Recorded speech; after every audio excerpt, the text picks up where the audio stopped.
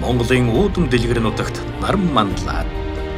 Харан хуйг туяа татуулан гэрэлтүүлж, хүмүүний зүрх сэтгэлийг дулаад сууж, итгэл найдвар, ирч хүч, урам зориг, хүсэл тэмүүллийг бадраан амьдралын шинэ хуудас, шинэ өглөө ихэллээ.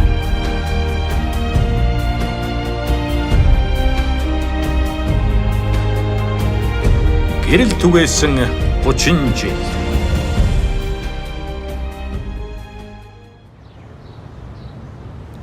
Эх орны өглөө амгалаа. Улсын маань нийслэл Улаанбаатар 30 жилийн өмнөхөөс эрс ондоо. Эх хотын төвд буурай засан шив шинхэн саруулхан энэ байшин бол эрдмийн эх өргөө. Эндээс оюуны нар мандаж эх орны 408 зохист алтан цацрагаа түгээд юм аа. Тийм ээ. Энэ бол мандах их сургууль. Өнөөдөр тус сургууль 30 намрыг угтаж 30 хаврыг үдэж байна.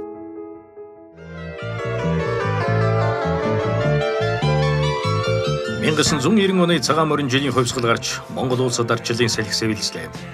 Улс төрийн товчоог огцруулах шийдвэр гарснаар улс орон үүрээ эвдүүлсэн шоргоолж мэт бужигнан үйлдвэр завуудад үү таалга байлаа. Олон мянган хүн ажилгүй, орлогогүй болж зарим нь ганц энэ айманд мордсон. Төвлөрсөн төлөвлөгөөд эдийн засаг нуран унаж, зах зээлийн нийгэм шилжснээр нийгэм хямарч ажилгүй дэлгэслээ. Нэг хаалга хаагдахад нөгөө хаалга нэгдэг ихчээр зах зээл шилжснээр иргэд өөрсдийн дуртай хийж чадах хувийн бизнесийг хийж эхлэх нэгэн боломж нээгдсэн юм а.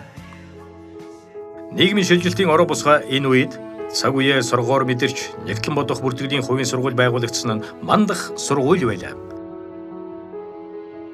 Энэ сургуулийг санаачлан үүсгэн байгуулсан хүн бол Бүдхүүгийн Сандах Сүрэн агсан юм а. Тэгэхээр анх сургууль байгуулах үед бол онцлог нь юу гэдэг зэрэг энэ сургуулийг байгуулах тийм сэтгэл зорилго нэгдсэн одоо баг бүрдсэн. Тэгээд энэ одоо баг хамт олонныгоо бид нар мандах их сургуулийн тулгын чулууг тавьсан хүмүүсээ гэж ингэж үздэг. За энэ тулгын чулууг тавих их үүсвэрийг бол манай гэр бүлийн хүн Сандах Сүрэн маань анх санаачилсан. Тэгээд өөрийнхөө одоо хамтарч ажиллаж байсан тухайлбал хөдөө аж ахуйн их сургуульд одоо хамтарч ажиллаж байсан багш нартаа санал тавиад эдгээр багш нар маань санал нэгдээд сургуулийнхаа анхны одоо тулгын чулууг тавьж байсан. Тухайн үеийн хөдөө аж ахуйн дээд сургуульд нэгтлэн бодох бүртгэлийн тэнхимд одоо багш нар маань бид нар ингээд ажиллаж байсан. За тэр үед манай багш тэр үеийн хөдөө аж ахуйн дээд сургуулийн аж ахуй санхүү эрхэлсэн проректор Сандах Сүрэн багш маань бол бас биднийгээ урайчилж санаачлаа. Тэгээ бид хүн тэрнийг дэмжиж ингээд ямар ч байсан мэрэгжлийн чиглэлээр хувийн дээд сургууль байгуулъя гэд. За тэгээд манай Сандах Сүрэн багшийн маань хань бол Монгол улсын их сургуульд бас нэгтлэн бодох бүртгэлийн багшаар ажиллаж байсан Нанжид багш маань байсан. Ингээд бүгд санаа нийлээд 1991 оны сүүл үеэс энэ талаар бол ингээд ярьж эхэлсэн л дээ. За энэ үед бол манай гэр бүлийн хүн ер нь бол боловсролын системд өөрчлөлт шинжилгээ хийх хэрэгтэй. Бас одоо энэ дээд боловсролын системийг бас эдийн засгийн тооцоонд оруулах ёстой гэх мэтчлэнгийн олон одоо санаачлагуудыг гаргаж сонин сэтгүүл бичээсэл да. Тэгээд яг энэ одоо өөрчлөлт шинжилтийн үед бол энэ одоо өөрчлөлт шинжилтэнд гар бие оролцож боловсролын системд бас тодорхой хувь нэмэр оруулъя гэдэг үүднээс хувийн сургууль байгуулахар шийдвэрсэн байгаа. Тэгээд энэ хувийн сургууль маань анх одоо хэдхэн хүний бүрэлдэхүүнтэйгээр санаачлагчийн маань дэмжсэн одоо нэг 6-7 багш за тэгээ анхны хэсэгч гэж 60 гаруй оюутантай хичээл сургалтаа эхэлж исэн юм түүхтэй. Ийхүү 1992 оны 9 дугаар сарын 1-нд нээлттэй хийж, захирлаар үүсгэн байгуулагч Сандах Сүрэнг сонгож, үндсэн багшаар Үлзийбат, Батжаргал, Нанжид, Инхамгалан, Эрхэнбаяр, Амар Уйсгалнаар сургалтаа эхлүүлсэн бөгөөд Улмаар Ядам Сүрэн, Нацагдорж, Бямба, Сэлэнгэ зэрэг багш нараар игнэгээд хэллээ. Аливаа ажлын эхлэл бүхэн амар хэлбэр байдгүй. Тэдэнд бэлэн ном сурах хүчгээс эхлээд материалыг бааз, өөрийн гэсэн сургуулийн байргад олон зүйл хэрэгтэй болсон юм. Юун төрөнд заажгүй хичээлүүдийн хөтөлбөртөө шинжилэлт хийх, гадаадаас мэргэжлийн ном захиалан авч орчуулан сургалтанд ашиглах, лекц семинарын хичээлийг сонирхолтой шинэлэг, мэдлэг, арга барилаар явуулах, оюутанд зориулсан ном, сурах хүчийг гарын авлага боловсруулах зэрэг ажлуудыг хийж эхэллээ. Энэ их сургууль анх байгуулагдсан үеэсээ эхлээд мэрэгчлэн бэлтгэх үйл хэрэгт дээд боловсролын салбарт за мөн багш оюутнуудын эрдэм судлалын ажилд хамгийн өндөр чанар, хамгийн өндөр стандартыг бий болгохын тулд анхнаасаа тийм бодлого зорилтыг бол тавьж ажилласан юм байна. Уян хэмжлийн олон пүүс компаниуд үе талгаа нээсэн ч түүнийг амжилттай авч явах мэрэгжлийн нэгтлэн бодогчтой нь хөлөөлж, бусд нь учруулахгүй ганхаж, зарим нь бүр дампуурч байлаа. Нэгтлэн бодогчийн эрэлт хэрэгцээ ихсэж, нийгэмд хүлээлт үүсэж байсан юм. Яг ийм үед гар сэтгэл нийлсэн хамт олон анхны хувийн сургуулийн тулгын чулууг тавьж галын насаас нь мандах сургууль юм аа.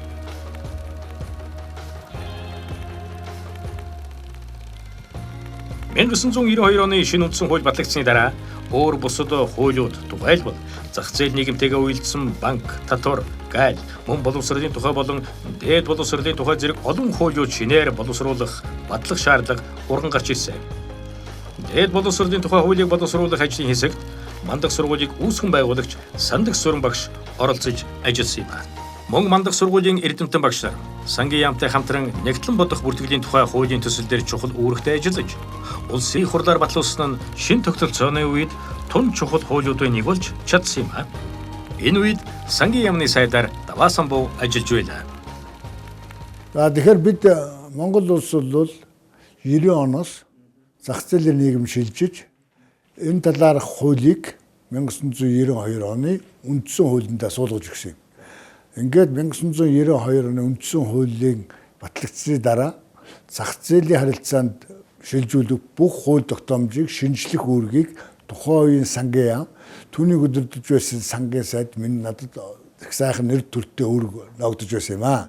Тийм учраас тэр үед бол татварын тухай хууль, гайлын тухай хууль, нэгтлэн бодох бүртгэлийн тухай хууль, үнэт цаасны тухай хууль гэх мэтлэн бүх эдийн засгийн хуулиудыг цоо шинээр боловсруулж бүрдүүлж ирсэн юм аа.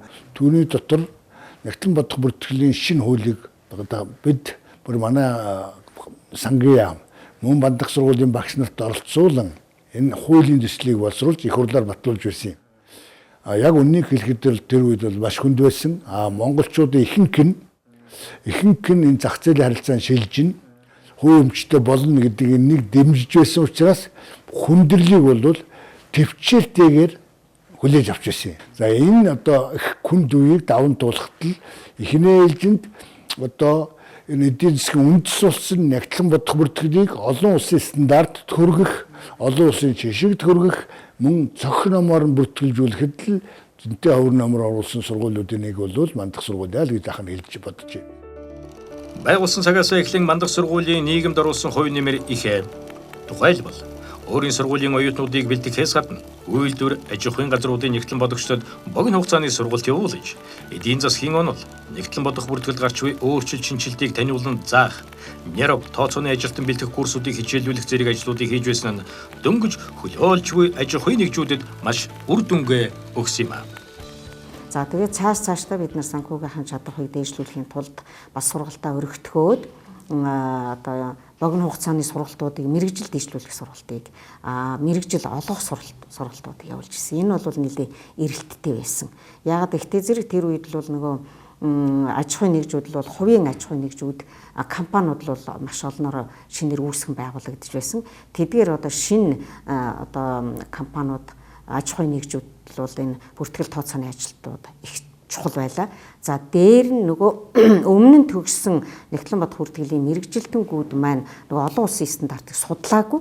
Тийм учраас тэдний мэрэгжлийг дээшлүүлэх зайлшгүй шаардлага тулгарч ирсэн. Тийм учраас бид нар нөгөө олон улсын стандартыг одоо сурах ийм сургалтуудыг үйлдвэр аж ахуйн газруудын нэгтлэнгуудад одоо бас хийж ирсэн. За эдгээр нь бол одоо амжилттай хэрэгжиж бид нар олон мянган одоо нэгтлэн бодогчдын мэрэгжлийг дээшлүүлж олон улсын стандартыг одоо сургаж заалаа. Мөн олон одоо үйлдвэр аж ахуйн газруудад олон улсын стандартыг нэвтрүүлэх төсөлт ажлыг одоо хэрэгжүүлж ирсэн.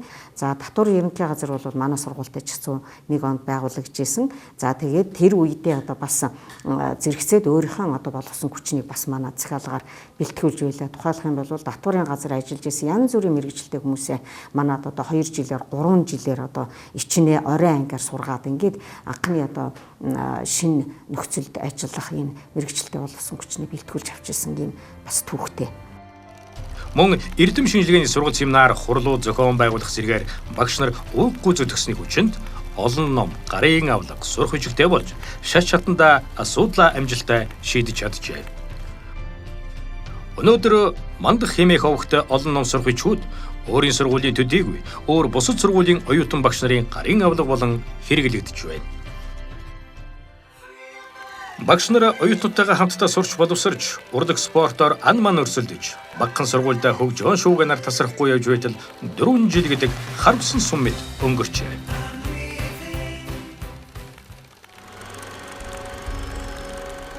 1995 он багш оюутнуудад нөхөж баршгүй хүнд гарц тохиосон сургуулийг санаачлан үүсгэн байгуулагч Сандаг сүрэн захирал Цэл залуухнараа сургуулийнхаа анхны төгсөлтийг ч үзэж чадалгүй хорвоогийн мөнх усыг үзүүлсэн явдал байлаа. Гэвч зориг, сэтгэл зүтгэлээ нэгтгэсэн багш ажилтнуудын хэн ч сургуулиа орхиогүйгээр барахгүй эхлүүлж хийж байсан ажлаа үргэлжлүүлэн хамтдаа зүтгэн шүү хэмээн бие биенээ зоригжуулж байсан юм а. Үүнээс харахад Сандаг сүрэн захирал найз нөхөд хамтрагч нараа зөв таньж нөхөрлөжээ. Түүний хийж хэрэгжүүлж байсан их ажлыг дараа дараагийн удирдлага эрдэмтэн багш нар хариуцлагатайгаар үргэлжлүүлэн өнөөдрийн нэр хүндтэй их сургуулийг бүтээж чадсан юм.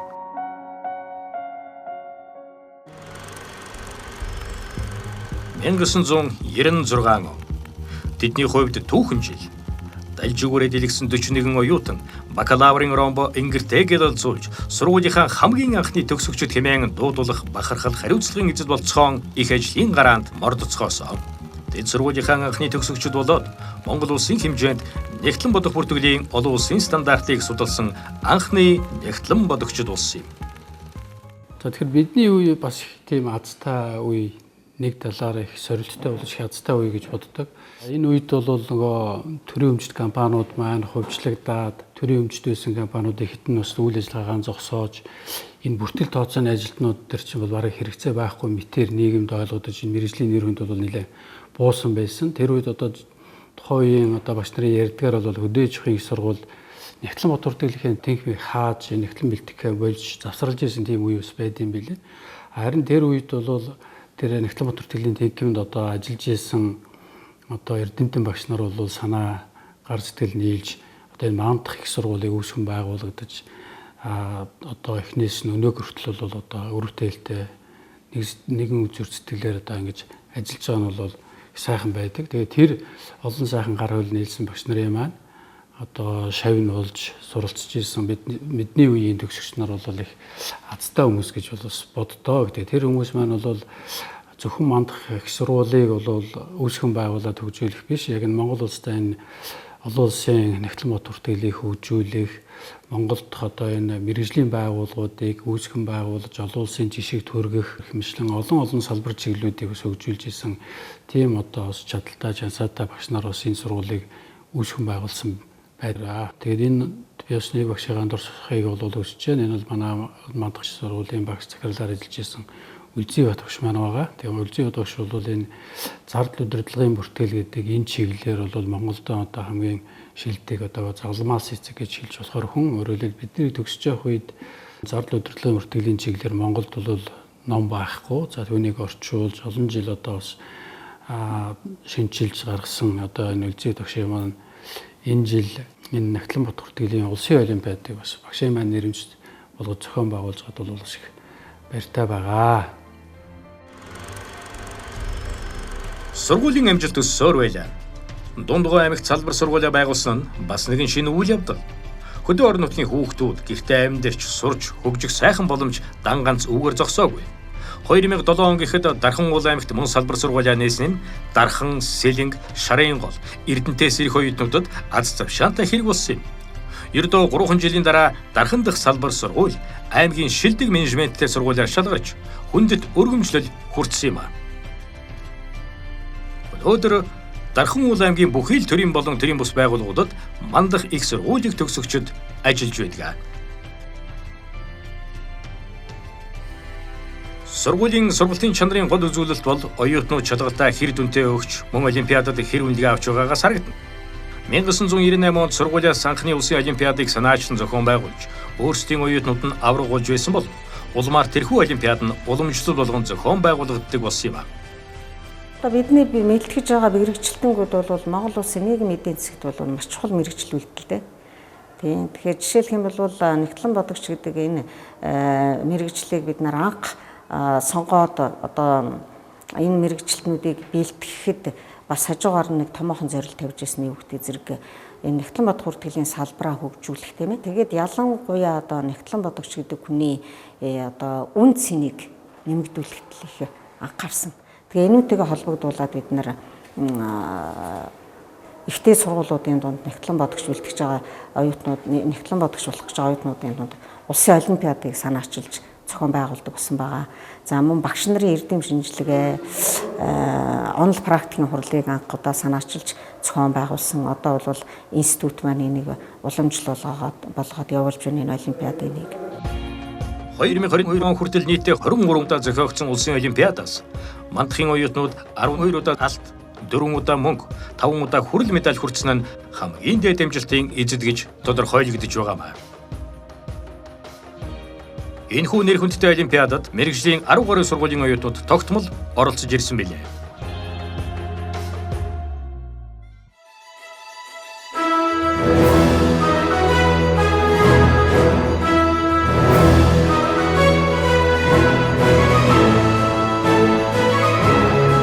Гэрэл түгээсэн 30 жил.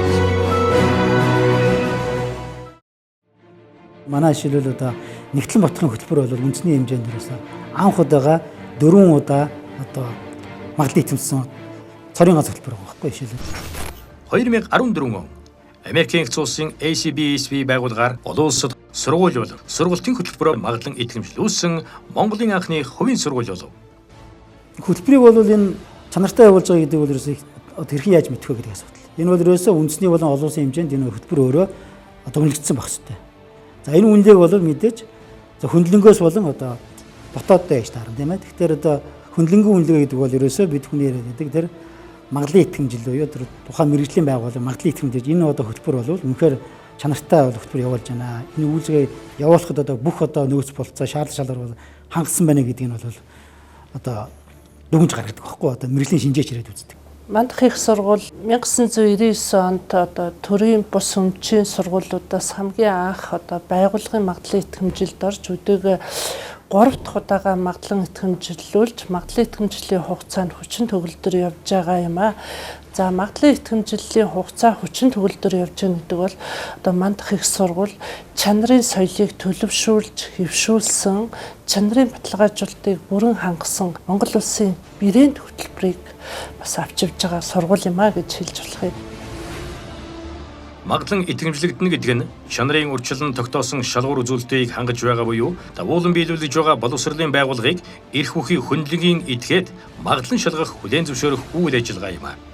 Тухайн сургуулийн сургалтын хөтөлбөр хэрэг байхаас эхлээд барилга байгууламж, материалын нөхцөл, эрдэм шинжилгээний ажил, багш суралцагч, нумын сан, удирдлага зэрэг олон үзүүлэлтүүдийг харгалзан үзэж тодорхойлож байгаа итгэмжлэл юм а. Өөрөөр хэлбэл тухайн сургуулийн чанар чансаа нэр төрийн баталгаа юм. Үүнтэй адилхан ганцхан нэгтлэн бодохгүй бид хүн бол санхүүгийн хөтөлбөр, банкны хөтөлбөр, бизнесийн удирдлага, за энэ эдгээр хөтөлбөрүүдээ мөн адил үндэсний хэмжээнд бол магадлалын итгэмжлүүлсэн байж байгаа. Мөн адил одоо магистрийн хөтөлбөрөө бас магадлалын итгэмжлүүлсэн байна жишээл. Энэ маань юу гэвэл ерөөсөө бид хүний энэ үйл ажиллагаа явуулж байгаа энэ хөтөлбөрүүд бол тэр тухайн суралцж байгаа оюутан залууст бол хэрэгцээтэй тэр мэдгэж чадах хандлагыг өгч чадах тэр одоо хөтөлбөр бол одоо болсон байна гэдгийг илэрхийлээд байгаа гэсэн үг юм. Улсын хэмжээнд бол мандах гэвэл Нябогийн одоо брендинг хөтөлбөр бол хаанч болон мэддэг. Бас энэ хөтөлбөрөөр бид хүн бол бас 2014 онд бол 7 улсын байгууллагаас одоо багтлуулсан байдаг.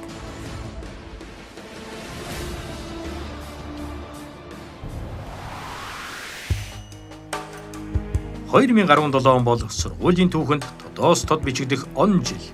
Энэ онд тус сургууль дээд сургуулийн статусаас дэвшиж мандах их сургууль болж өргөцсөн юм а. Энэ онд мөн тэд бас чанарын удирдлагын ISO 9001 2015 стандартыг анхудаа нэвтрүүллээ. Улмаар ISO 21001 2018 боловсролын менежментийн тогтолцоог Монголын боловсролын байгууллагаас анх түрүүн хэрэгжүүлж, олон улсын байгууллагаас гэрчилгээ гардан авлаа.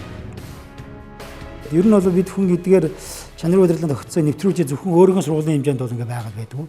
Бид хүн жишээлбэл одоо өмнөх ISO 9001 2015-ыг бол өөрийнхөө сургуулиуд нэвтрүүлсэн дараа бид хүн бол одоо бус сургуультайгаа энэ өөрийнхөө нэвтрүүлсэн одоо арга туршлага хуваалцах гэдэг үгнээс бол бүх ихтэй сургуулиуд руу бид хүн урилга явуулаад сургууль дээр өрөөд тэгээ бид хүн өөрсдийнхөө хийсэн дээр гарын авалгаа өгөө тийм ээ. Ийм одоо ач холбогдолтой байна энэ стандарт төлөв гэдэг. Бид хүн өөрснийхөө тэр олсон одоо өчүүхэн тэр туршлагаас хуваалцаж нэгсэндээ энэ бол цаашдаа ярих юм бол зөвхөн одоо нэг сургууль хөгжихөөс илүүтэй Монголын боловсролын системд байгаа энэ ихтэй сургуулиуд бол бас чанар нь сайжирсаа тийм ээ.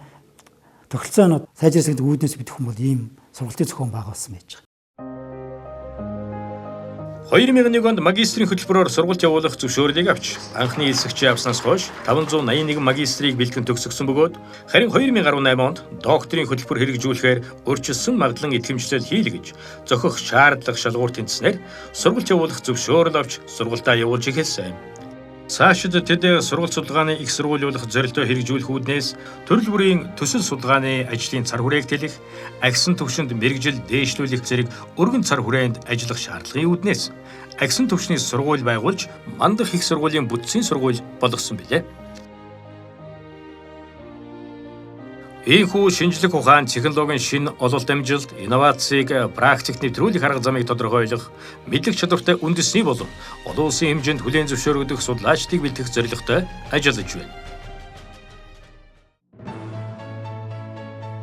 Анх хан үйлдвэрийн цагаан хаалганы тэнд тулгаатулж галаа саасан сургууль хэдэнтэй буурээс илгээд өнөөдөр их хотын төвд 408 зохиос хаанаас ч ид суралцахад илүү таатай байршилтай саруулхан сайхан шин сургуулийн байртай болсон багш ажилтнууд, оюутнууд, шинээр элсэгчдэд тунж таалагдж сэтгэл хангалуун байх болжээ. Олон улсын ихтэй сургуулиудын төвшөнд хүрсэн оюутнуудын сурах орчин нөхцөлийг дээд зэрэгээр хангасан сургалтын баацтай болсон юм а. За тэгээ сургууль маань нөгөө анх түрээсийн одоо байранд хичээл сургалтаа эхэлж байсан бол одоо өнөөдөр энэ олон улсын стандартад нийцсэн сайхан сургууль болтлоо хөгжсөн байна л да. Хүмүүсийн эрэлт хэрэгцээ захиалга гэх юм уу? Одоо манай сургуулийг хотын төвд хизээ ирэх гэж байна уу? Хизээ одоо танах хотын төвд байртай болох юм бэ гэдэг ийм хүлээлт бол их хүмүүсээс их ирдэг байсан. Оюутнууд маань одоо хотын аль ч цэгээс ирэхэд одоо унааны автобусны боломж нь ханаас одоо төв ойрхон газараасаа тал талаасаа алхаад ирэх. Ингээд энэ бүхнийг харгалзаад тэгээд энэ газрыг сонгож аваад оюутнуудынхаа сурч болох бүхэл одоо ая тухтааны нөхцөлийг бүрдүүлэх чиглэлээр энэ зураг төсөлтөд анхаараад ингээд 17 оны хавар гэхэд энэ барилгаа эхлүүлжсэн. Одоогоос 10 жилийн өмнө би Америкийн нэгдсэн улсад магистрийн зэрэг хамгаалаад сурж илаа. Тэгэхэд бол тэнд одоо яг сургуультай ингээд сурж байгаад юу олж харсан гэхээр сургууль одоо ямар төвшөнд байна те суралцах орчин тэр байршил энэ олон улсын стандарт нийцсэн тэр суралцах орчин ямар төвшөнд байна гэдгийг бол өөрийн биеэр мэдрээд тэгээд зорилго тавиад стратеги төлөвлөгөөндөө бид нар тусгаад олон улсын стандарт нийцсэн тийм орчинтой шинэ байранд нүүж орё. Хаана одоо оюутны хөгжлийн төв байх уу, спорт зал нь хаана байх уу? Анхнаас нь эхлээд зурган дээрээс нь бид нар ажиллаад тэгээд өнөөдрийн стандарт нийцсэн байрыг ашиглалтанд оруулж ирсэн. Оюутнуудын одоо эрэлт хэрэгцээ болсон энэ хангаад ирэх зэрэгцээгээр бас одоо хөгжлийн бэрхшээлтэй хүмүүс гэж байдаг тийм ээ. Энэ хүмүүсийн одоо сурч болох нөхцөлийг бид нар бас давхар бодолцож анханасаа зураг төсөлтөд тусгаад ингээд тэр налуу шат байдаг юм уу, лифт байдаг юм уу тийм ээ. Тэр өөр тэр хэрэгцээтэй одоо нойлын ингээд тусад нь гаргах жишээтэй тийм ээ. Оюутнууд маань одоо чөлөө цагаараа гараад хичээлийн бус цагаар ингээд одоо суух газар олддоггүй байсан бол эднэрт зориулсан одоо ингээд талбайгийн тусад нь гаргаад энд нь ингээд чөлөө цагаараа багаараа ажиллаад тэр хичээлээ хүлээж авах орондоо юм уу те номын сондоо суухан суу номын сонгоос гадна одоо тэнд ингээд багаараа ярилцаа сууж явах нөхцөлийн бүрдүүлсэн талбай гаргаж байгаа юм. Одоо энэ жил бол бид нэр Англи улсаас одоо инженерийн чиглэлээр одоо бүтэн лаборатори захиалж бид нэр одоо ашиглалтанд орууллаа. Тэгээд өнгөрсөн жил бол оюутны байрыг бас шинээр ашиглалтанд орууллаа. За мөн одоо энэ жил энэ намраас одоо лицей сургуулийг бас мандах лицей сургуулийг бас бид нар байгуулад эсэлтээ бид нар намраас эхэлж аваад энэ жил бол амжилттай ингээд энэ төсөл маань хэрэгжиж явж байгаа. Дараагийн жилүүдээс энэ төсөл маань улам өргөжөөд ингээд явна. Манай сургууль Нэгтлэн Баатар бүртгэлийн хөтөлбөрөөр дагнын сургалтын үйл ажиллагаа явуулж байсан бол өнөөдөр өргөжин нэгтлэн бодог бүртгэлийн, инженери эдийн засгийн, мэдээлэл технологийн дархан салбар, за мөн агсан түвшний гэсэн 5 бүрэлдэхүүн сургуультай болон өргөцсөн байна. Бакалаврын 14 хөтөлбөрийг мөн магистрийн 5, 1 докторийн хөтөлбөрийг хэрэгжүүлж байна. Мандах их сургууль өнөөдөр үндэсний сургуулиуд дундаа мэрэгчлэрээ тэргуунд явж Монголын ихтэй сургуулиудын топ сургуулийн нэг болж чадлаа. Бус нутгийн хэмжээнд тэргуун игнэнд байна. Сургууль үндэсний маш олон төрлийн болон төрийн бус байгууллагатай хамтын ажиллагааны гэрээ үзэглэж олон талаар хамтран ажиллаж байгаа. Дотоодын төдийгүй гадаад харилцаагаа хөгжүүлж олон орны эрдэм шинжилгээний баг хуралд оролцох, хамтран зохион байгуулах, эрдэмтэн багш нар харилцсан зочин профессораар ажиллах, оюутан солилцооны хөтөлбөр хэрэгжүүлэх зэргээр төрийн болон төрийн бус даалга руу гадаадын байгууллагатай хамтын ажиллагааны гэрээ санам жижиг байгуулан ажиллаж байна. За жишээлбэл бид хүн бол одоо Швейцар улсын бол эдийн засаг бизнесийн сургуультай бол хамтраад бол энэ бос диплом болох хөтөлбөрийг бол хэрэгжүүлж байгаа. Сүүлийн бол одоо 4 жил бол хэрэгжүүлж байна. Энэгээр түүхт бол одоо төгснөөр бол мандах сургуулийн диплом авна. Нөгөө талаар дээр одоо Швейцар улсын дээр эдийн засаг одоо технологийн сургуулийн диплом авах нэгсэндээ 2 дипломыг бол авах юм болцоо одоо болж байгаа гэж тийм. За дээрээс нь бид хүм бол энэ одоо тайваны сургууль байж байна. За солонгосын сургуулиудтай бол одоо 3.1 2.2 хөтөлбөрийг бол хэрэгжүүлж ажиллаж байна. За магистрийн төвшөнд бол муу адил бид хүм Швейцарын сургуулиас гадна Япон улсын Тохохо их сургуультай муу адил бас энэ мастерын хөтөлбөрийг бол ажиллаж байгаа. За эдгээр бол үйл ажиллагаа ерөөсөө нэгсэндээ оюутнууд бол өөрийг нь бас илүү хөгжүүлэх төр болцоог юм тийм ээ. Цаашлаад бол агсан төвшөнд одоо суралцахад бол эдгээр энэ хос хөтөлбөрүүд бол ерөөсөө маш одоо хэрэгтэй юм болж байгаа. Үүнээс биднээс бол хамтаа ажиллагаас хөгжиж байгаа. Дээрээс нь оюутан залуустай бол болцоо боломж бол гаргаж өгч байгаа. Ийм бол хоёр талын ач холбогдолтой байна.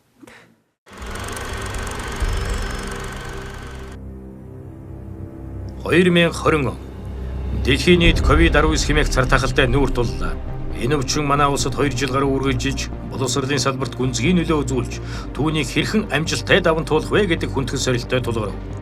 Хичээлийг 100% онлайнаар зааж сургах шаардлага гарч, сургууль бүр үүнд онцгой анхаарч эхэлсэн.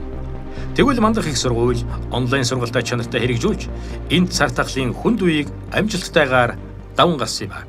За манай сургуулийн үед бол энэ дээр бас нэлээд бас их онцлог байсан маа гэж хэлмээр байгаа. Яг гэвэл 2016 оноос бол манайх бол өөрийн гэсэн дахин сургалтын одоо системийг аль хэдийн бол нэвтрүүлсэн байсан. За тэгээд үүнийгөө бид хүн бол магистр доктор хөтөлбөрт бол ашиглаж явж байсан байхгүй. Гэтэл одоо энэ үнээр ийм асуудал үүсгэхэд бол бид хүн бол өмнө бол энийг ашиглаж суучаас бэлтгэлтэй байсан учраас бол энэ сүүлийн одоо 2 жил болсон энэ сургалтын үйл ажиллагааг бол онлайнаар явуулахад бол манай багш нар оюутнууд бүгдээрээ бэлтгэлтэй энд бол их амжилттай авсан. За үүний үр дүн ч гэсэн бол гарсан гэж бодож байгаа. Бид хүмүүс бол сүүлдэн дээр нийт одоо оролцогч одоо за талуудаас за судалгаа авсан байж байгаа. Энэ онлайн сургалт тэр зэрэг явагдсан бай гэдэг. Тэгэхэд энэ бол нэлээд өндөр хувьтай бол сургалт бол одоо чанартай явагдсан байна гэдэг илэрхийлээд байгаа юм гэсэн үг. Энэ нь ёстой л тооцоо судалгааны хүмүүс гэсэндээ эртнээс бүгдийг сайтар бодож боловсруулж төлөвлөж чаддаг мэрэгжлийнх нь онцлог аж хавьяа бизээ. 30 жилийн түүхэн он жилүүдэд мандах их сургуулийг нийтдээ 8000 гаруй оюутан төгссөнөөс 80-90% нь ажлын байртай болж чадсан нь сургуулийн нэр хүнд ямар төвшөнд үнэлэгдэж байгааг болон төгсөгчдийн чадвар чансааг илтгэн. Үүнээс 500 гаруй төгсөгч мэрэгчсэн нэгтлэн бодогчийн эрх авч 50 гаруй төгсөгч төрийн болон хувийн их дээд сургуульд багшилж Монгол улсын шилдэг нэгтлэн бодогч олноор гарсан байна. Мөн 20 гаруй төгсөгч Америк, Англи, Австралийн мэрэгчсэн нэгтлэн бодогч болж гадаадад мэрэгчлэрээ багшлаж ажиллаж байгаа нь тус сургуулийн бахархал юм аа. За сургуулийн төгсөгчийн хувьд бол манай сургуулийг төгссөн хүмүүсд ажлын байраар бол нэлээд өндөр хувиар бол ажилладаг. Тэгээ ер нь бол ингээд булсан хүчний шилд сонгох үйлчилгаан дээр ер нь ингээд зар мэдэн дээр ч гэдэг юм уу те. Мандах их сургууль төгссөн, санхүү төгссөн оюутныг авнаа гэдэг ингээд эхний 3-т бол одоо ингээд манай сургуулийн төгсөгчдийг одоо авахтаа энэ ажил олгогч их баяртай байдаг тул баяртай байдаг. Ер нь бол их дээд сургуулиудын багш нар бол манай төгсөгч нар бас их байд юм билээ. Бараг сургууль болгонд бол манай төгсөгч нар бол багшилж байдаг. За их дээд сургуулиудын бас удирдах албан тушаал, бодлого тодорхойлж байгаа үйл ажиллагаанд ч гэсэн одоо манай төгсөгч нар бол ихээр бол байдаг тул баяртай байдаг. Энэ мандах их сургуулийн одоо төгсж ирсэн залуучуудын хувьд бол практик тал руугаа нэлээд одоо түлхүү одоо бас өгдөг юм байна гэж ингэж ялгарч харагддаг л да. Ер нь бол хариуцлага өгч гэсэн өөрийнх нь хөтөлбөрч гэсэн одоо бас нэлээд тийм амьдрал руу нэлээд ойрхон ийм л одоо чиглэлтэй явдаг. Тэгээд тэрэн чиглэлээсээ ч гэсэн багш нарын нь одоо тэр заадаг, сургадаг арга зүйд байсан уу?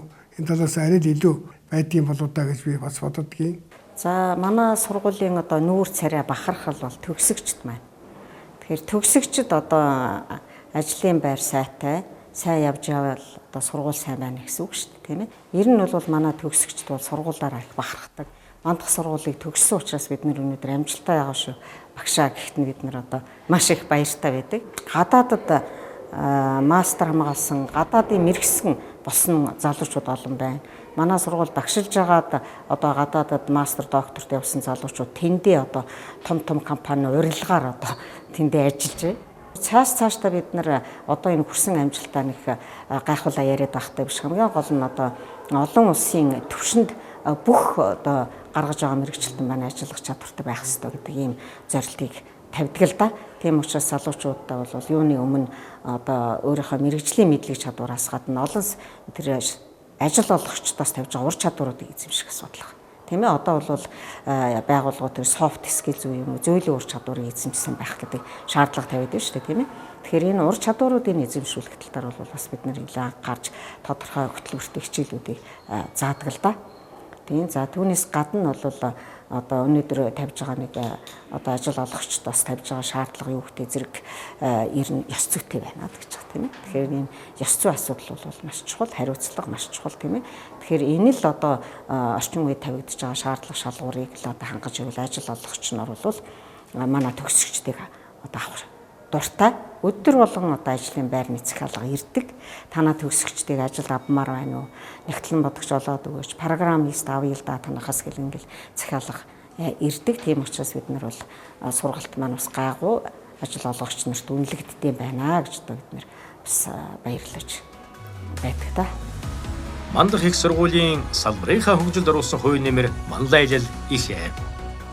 Өөрийн оюутнуудаас гадна өдрийн ичнэ мэрэгжил дэвшлүүлэх, мэрэгжил олгох сургалтуудыг тасралтгүй явуулахын хамт үйлдвэр аж ахуйн ерөнхий нэгтлэн бодогчид, ихтэй сургуулиудын нэгтлэн бодох бүртгэлийн багш нарыг оролцуулан тулгамдж байгаа асуудлуудыг шийдвэрлэх, нэг ойлголттой болох, цаашид хамтран хэрхэн ажиллах талаар хэлэлцүүлэг, онл практикийн семинарыг санаачсан зохион байгуулсан нь цаашид улсын хэмжээнд уламжлал болж эрдэм шинжилгээний хурал хэлэлцүүлэг мэрэгжлийн энэ дээр болсон юм а.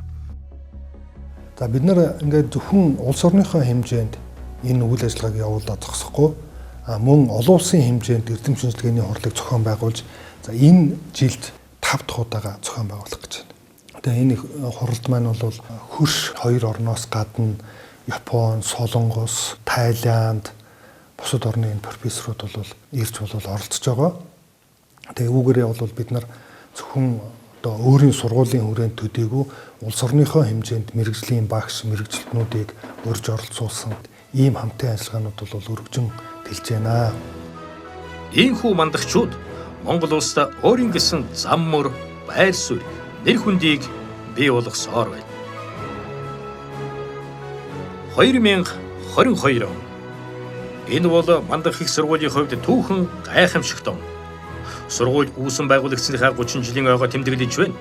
30 жил гэдэг хүний амьдралаар бол эдгийж үтэх залуу сайхан нас.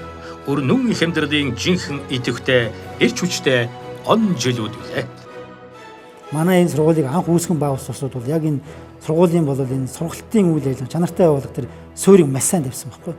Энэ суурин дээр бид хүн бол цаашдаа одоо орж байгаа энэ шинэ орж байгаа энэ сургалтын технологи энэ арга зүйг бол сайн ингээд дээр нь шигтгэж өгөөд ингэснээрээ бол уламжлалт шинжилгээг бол хослуулсан ийм одоо сургалтын хөтөлбөрийг бид хүн бол цаашдаа бол ингээд авч явах. Ийм одоо бид хүн үүрэг одоо ирж ийн гэж ойлгож байгаа. Галз өгтөө залуусаар хүрээгээ тэлж тэдний эрдэм оюунаар мандан бадарсаар байгаа мандах их сургууль алтан нарны цацраг мэд эх орны 408 зохиост гэрэлгийгээ түгээсээр 30 жилтэйгээ золгож байна. За ингээд мандах их сургуулийнхаа 30 жилийн ойг тохиолдуулаад манай сургуульд ажиллаж байсан үе үеийн эрдэмтэн багш нар, үе үеийн төгсөгчд, оюутан суралцагчид бидний ажлыг дэмжиж, тусалж ирсэн байгууллага хамт олон мөн одоо журмын нөхдүүдтэй ойн баярын мэндийг төвшүүлж та бүхэндээ талархаж байдаг шүү. Ингээд та бүхэндээ ажлын их амжилт, амьдралд нь сайн сайхан бүхнийг хүсээрөөё. Мандах их сургууль олон улсын хэмжээнд хүлээн зөвшөөрөгдсөн сурвалж судалгааны их сургууль болох алсын хараа холын бодолтой. Тунгадахгүй төв твийн залуус мандах их сургуульд эрдэн өөрлөхөөр талын Монголыг зорино гэдэгт итгэлтэй байна. Маргааш дахин нар мандан. Мандах их сургуульч мандан бадарч оюуны их гэрлээ түгээсээр байх нь дамжиггүй. Тийм ээ. Мандахчууд мандан бадарсаар байна. Мандахчуудын маргаашийн ирээдүй гэрэлтэй байна.